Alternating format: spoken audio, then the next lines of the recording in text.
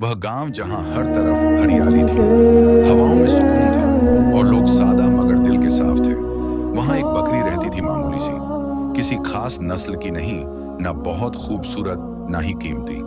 बस एक आम सी बकरी जो हर रोज चरागाहों में घूमती, घास चढ़ती, शाम को लौटती और अपने मालिक की झोपड़ी के पास बंधी रहती। इस बकरी का मालिक बाबा नूरुद्दीन एक बूढ़ा मगर नेक शख्स था। जिंदगी बाहर अल्लाह के जिक्र में लगा रहा। ना दौलत की लालच, ना दुनिया की हंस, जो थोड़ा बहुत मिलता उसमें शुक्र अदा करके खुश रहता। बाबा नूरुद्दीन की कोई औलाद न थी, बस यही बकरी उसकी वाहिद हमराज थी। एक दिन गांव में अजब वाकया पेश आया।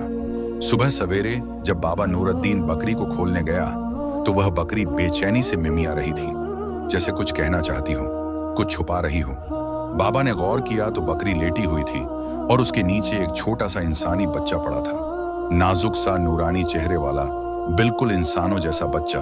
बाबा नूरुद्दीन हैरान भी हुआ, खौफजदा भी, मगर बच्चे को देखकर उसका दिल पिघल गया। फौरन उसे उठाया, अपने कपड़ों में लपेटा और अल्लाह का नाम लेते हुए सीने से लगा लिया।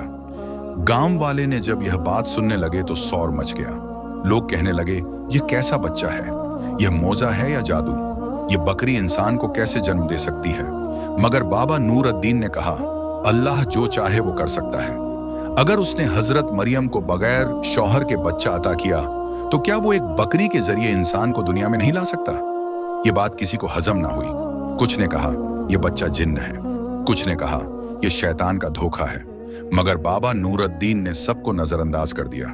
उसने बच्चे का नाम अब्दुल रऊफ रखा, यानी अल्लाह का मेहरबान बंदा। साल गुजरते गए, अब्दुल्ला रऊफ बड़ा होता गया, मगर उसमें कुछ खास बात थी।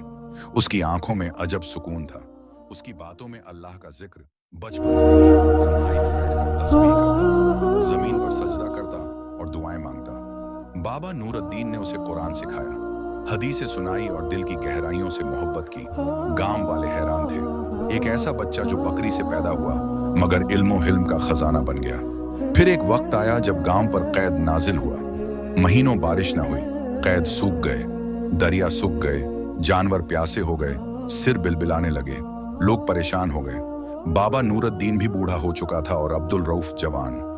लोगों ने सब कोशिशें कर ली, दुआएं, मन्नतें, यहां तक कि बाज ने बुजुर्गों के मजारों के चक्कर काटने शुरू कर दिया। इसी दौरान कुछ लोग मजाक उड़ाने लगे, हाँ वही अब्दुल्ला रऊफ जो बकरी का बेटा है।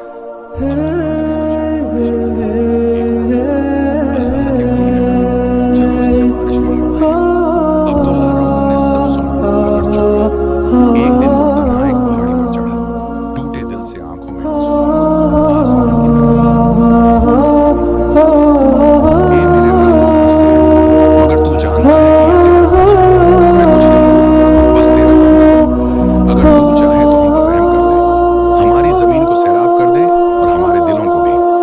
अभी उसकी दुआ मुकम्मल ना हुई थी कि आसमान पर बादल छा गए। गरज चमक के साथ बारिश बरसने लगी, मट्टी की खुशबू उठी, जानवर खुशी से उछलने लगे, बच्चे तालाबों में कूदने लगे और लोग हैरत से अब्दुल्ला रऊफ की तरफ देखने लगे। वही लोग जो कल तक मजाक करते थे, आज उनके चेहरों पर नदामत थी। फिर एक दिन बाबा नूरुद्दीन सख्त बीमार हो गया। बिस्तर पर लेटे उसने अब्दुल्ला रऊफ का हाथ थामा और कहा, बेटा मुझे लगता है तेरा असल काम अब शुरू होगा। तू इस दुनिया में बस यूं ही नहीं आया, तेरा वजूद अल्लाह का राज है। लोगों को हक की तरफ बुलाना, जालिम को रोकना, मजलूम का साथ देना, यह तेरा मुकद्दर है।